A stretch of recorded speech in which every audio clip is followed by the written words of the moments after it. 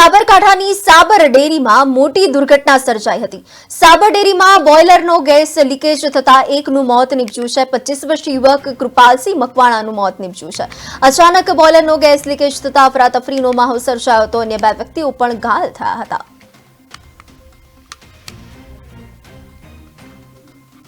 સાબર ડેરીમાં બોઇલરનો gas leakage થતા એકનું કરુણ મોત નીપજ્યું હતું। સાબરકાંઠાથી મહત્વના સમાચાર મળી રહ્યા છે।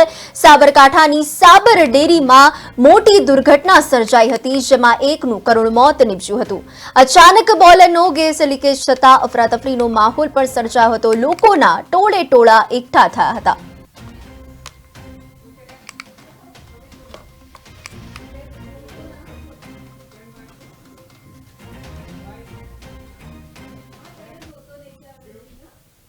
સુરતના ગોડાદરા વિસ્તારમાં આગની ઘટના બની હતી।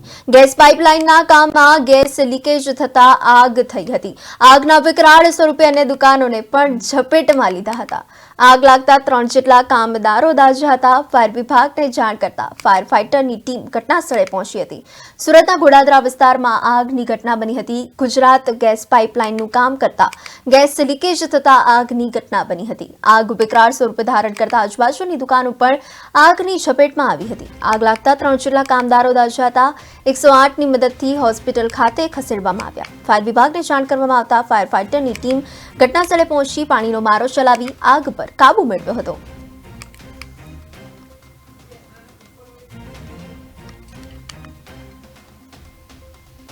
અચાનક બોઇલરનો ગેસનો લીકેજ થયો હતો અને આ અંગે ફાયર વિભાગની ટીમ પણ પહોંચી હતી, પરંતુ ત્યાં કેવી સેફટી હતી? જી, સેફટી વિશે પણ આપ વાત કરશો।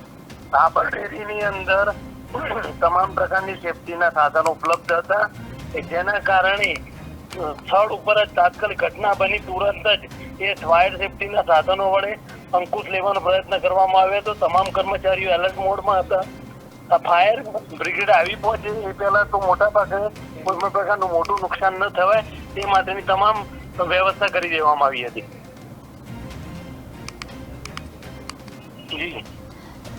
જી, એમાં 25 વર્ષીય યુવક કૃપાલસિંહ મકવાણાનું પણ મોત થયું છે અને આ અંગે પોલીસ તંત્રની શું કાર્યવાહી છે? તંત્ર દ્વારા શું કાર્યવાહી કરવામાં હાલ આવી રહી છે? જી, સ્થાનિક પોલીસ ઘટના સ્થળે પહોંચી હતી ને પોલીસે અકસ્માત અથવા તો ગંભીર પ્રકારની ઘટના થવા પાછળના કારણો અને તેના માટે કઈ પરિસ્થિતિના કારણે બોઇલર લીકેજ થયું અથવા તો બોઇલર જૂનું હતું કે નવું, તેના માટે ફાયરના અધિકારીઓનો રિપોર્ટ આવે એની રાહ જોઈ રહી છે। આ ઘટનામાં જવાબદારો સામે કાર્યવાહી કરવા માટે પણ પોલીસે તૈયારી દર્શાવી છે। જી, માહિતી બદલ આભાર।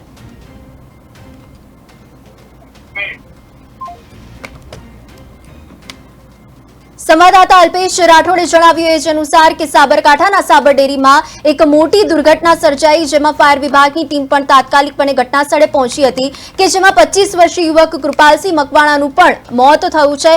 બોઇલરનો ગેસ લીકેજ થતા અફરાતફરી પણ મચી હતી, જેમાં 2 વ્યક્તિઓ ઘાયલ થયા છે અને આ અંગે વધુ પોલીસ તંત્ર દ્વારા કાર્યવાહી પણ હાથ ધરવામાં આવી રહી છે, વધુ તપાસ હાથ ધરાઈ રહી છે અને આ દુર્ઘટનામાં 25 વર્ષીય યુવક કૃપાલસિંહ મકવાણાનું મોત થયું હોવાનું પણ સામે આવી રહ્યું છે।